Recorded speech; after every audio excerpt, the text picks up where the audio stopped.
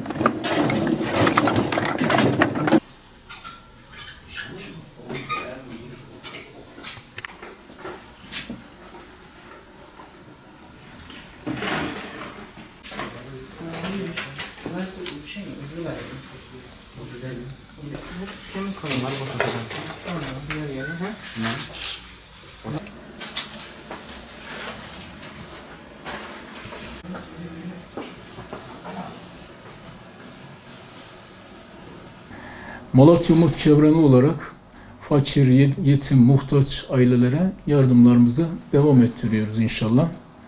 Onların yüzlerini güldürmesi hepimizi mutlu etmektedir. Malatya Umut Çevreni olarak 2020 yılı Eylül, Ekim, Kasım aylarındaki yaptığımız bu yardım faaliyetlerini kamuoyuyla paylaşmak istedik. Malatya Umut Çevreni hayırseverlerle yetim, dul, fakir, muhtaç, yoksul aileler arasında köprü olmaya hayırseverlerin bu yardımlarıyla, gayretleriyle devam ediyor. Bu gayretle yurt içinde ve yurt dışında yüzlerce aileye yardımlarımızı ulaştırdık. Yurt içinde gıda, giyim olarak, yurt dışında da Filistin'e yardım, Filistin'e yetim yardımı, Afrika süt keçisi yardımı, Afrika mevlüt yemeği yardımı olarak toplam 50.000 lira tutarında yardımda bulunduk. Ayrıca 4.000 lira tutarında 5 öğrencimize burs yardımı yaptık. Allah hayırseverlerimizden razı olsun. Umut Kervanı güçlendikçe inşallah yoksul ve yetimlerimize de bu yardımlarımız artarak devam edecek. Onların yüzlerini güldürmeye devam edeceğiz inşallah.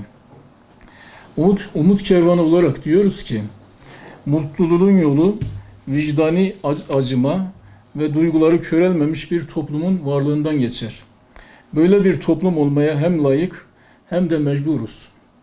Yoksullarla aramızda bir yardım ve dayanışma köprüsü olan Malatya Umut Kervanı'na sahip çıkalım inşallah. Katkılarımızla güçlendirelim.